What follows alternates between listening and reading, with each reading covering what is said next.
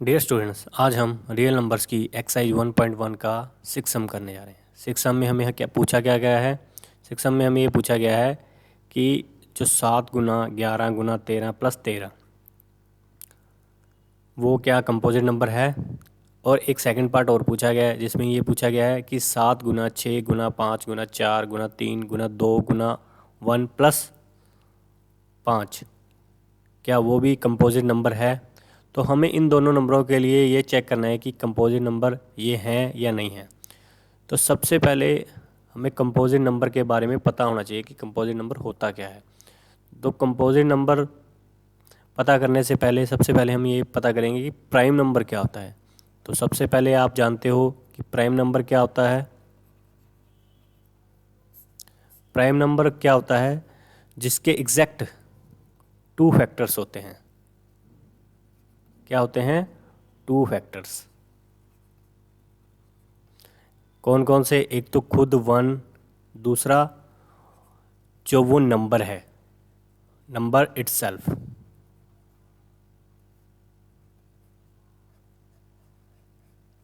Example के तौर पे जैसे 13 है, तो 13 के जो हमारे पास जो फैक्टर्स बनेंगे वो क्या बनेंगे? एक तो 1 बनेगा, एक जो ये नंबर है 13 वो खुद ही बनेगा इसका फैक्टर।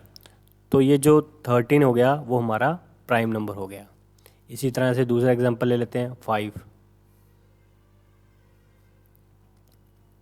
5 इसमें क्या है? 1 भी इसका एक फैक्टर है और खुद 5 ही इसका फैक्टर बन जाएगा। तो इसे एग्जैक्ट 2 फैक्टर्स आएंगे। इस दोनों नंबरों के अलावा इसको कोई भी इसको डिवाइड नहीं कर सकता। तो ये हमारा 5 भी हमारा क्या हो जाएगा? प्राइम नंबर हो जाएगा। तो जो को प्राइम नंबर होता है, सॉरी कंपोजिट नंबर होता है, वो हमारा क्या होता है?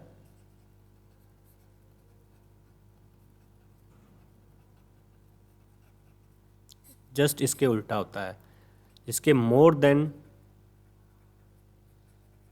2 फैक्टर्स होते हैं। More than 2 factors means 1 and number itself and more. यानी कि 1 और नंबर खुद तो होगा ही होगा, और इसके अलावा और भी इसके जो फैक्टर्स बनेंगे। एग्जाम्पल के तौर पे जैसे हम 10 ले लेते हैं, तो 10 क्या है? 10 को जब हम इसके प्राइम नंबर्स के तौर पे इसको तोड़ने की कोशिश करेंगे तो क्या बनेगा? 2 इंटू 5 इंटू 1। तो यानी कि 2 की पावर 1, 5 की पावर 1। तो इसके जो प्राइम नंबर्स आ जाएंगे, प्राइम फैक्टर्स आ जाएंगे, यानी कि ये 2 से भी डिवाइड होगा, 5 से भी डिवाइड होगा, और यानी कि ये 10 खुद के नंबर से भी डिवाइड हो रहा है, 1 से भी डिवाइड हो रहा है। यानी कि इसके फैक्टर्स कितने आ गए हमारे पास? हमारे पास इसके फैक्टर्स बन जाएंगे 10, 1, 2 और 5। यानी कि इसके मोर देन 2 फैक्टर्स हैं। तो ये हमारे पास क्या हो जाएगा? कंपोजिट नंबर हो जाएगा।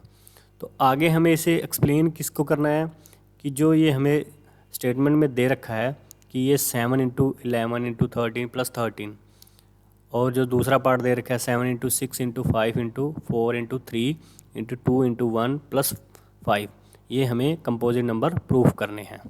तो आइए हम इनको प्रूफ करने की कोशिश करते हैं।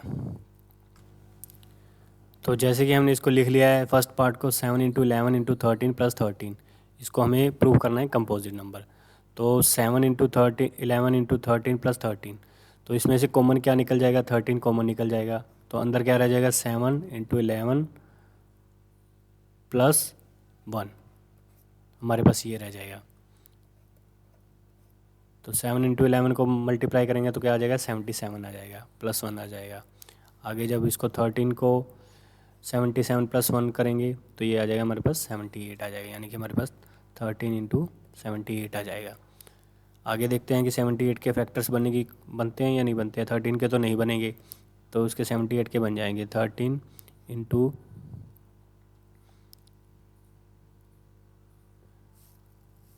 3 इंटू 2, तो इसके जो प्राइम फैक्टर्स हैं वो क्या बन जाएंगे? 13 की पावर 2 इंटू 3 की पावर 1 इंटू 2 की पावर 1। तो जब इसको सॉल्व करेंगे तो इसको ये सॉल्व करने के बाद एग्जैक्ट क्या आ जाएगा हमारे पास, 114 आ जाएगा। तो हमारे पास इसके जो प्राइम फैक्टर्स हैं, यानी कि ये हमारे पास जो नंबर है वो ये एग्जैक्ट ये आ जाएगा जो हमें स्टेटमेंट दे रखी थी। यानी कि इसके जो प्राइम फैक्टर्स हैं वो कितने बनेंगे, एक तो 13 बनेगा, एक 3 बन रहा है, एक 2 बन रहा है और एक 1 बन रहा है और एक खुद ही 114 होगा। तो इसके क्या हो गए, मोर देन 2 फैक्टर्स हैं, मोर देन 2 फैक्टर्स हैं। जब मोर देन 2 फैक्टर्स होता है तो हम क्या कह सकते हैं, ये कंपोजिट नंबर है।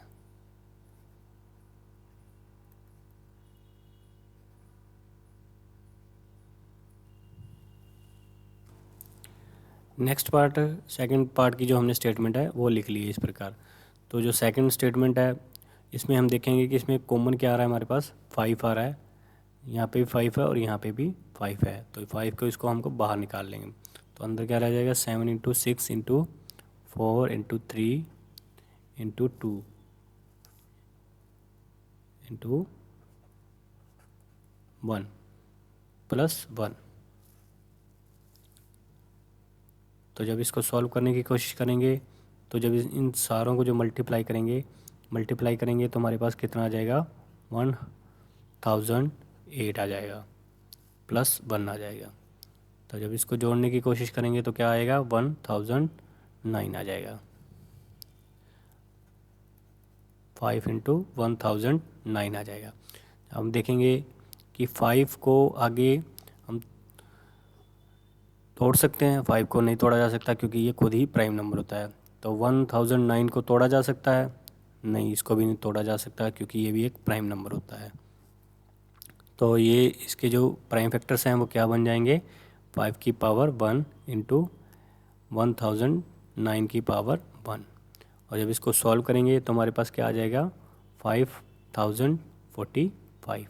यानी कि ये इस स्टेटमेंट की पूरे जो कैलकुलेशन के बाद जो नंबर आएगा वो ये नंबर है। तो ये नंबर अब हम देखेंगे कि इसके जो प्राइम फैक्टर्स हैं वो क्या क्या बने।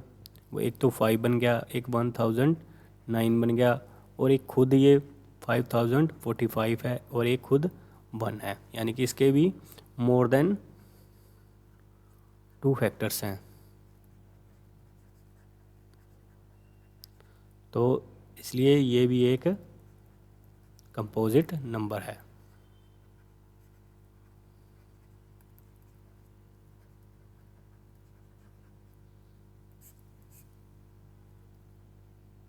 तो इन दोनों को हमने प्रूव कर दिया है।